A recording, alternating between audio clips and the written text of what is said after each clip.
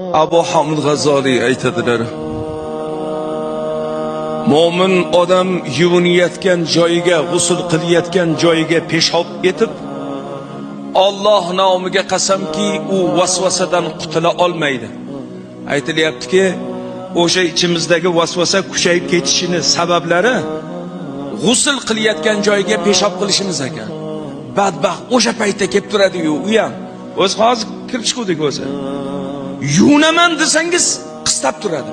Birodarlar, o'shani qo'yib yuborib bo'lmas ekan, cho'milayotgan joyga. Abu Hamid G'azali aytadilar: Mo'min odam yuvinayotgan joyiga, g'usl qilayotgan joyiga peshob etib, Alloh nomiga qasamki, u vasvasadan qutula olmaydi. Aytilyaptiki, o'sha ichimizdagi vasvasa kuchayib ketishini sabablari g'usl qilayotgan joyiga peshob qilishimiz ekan.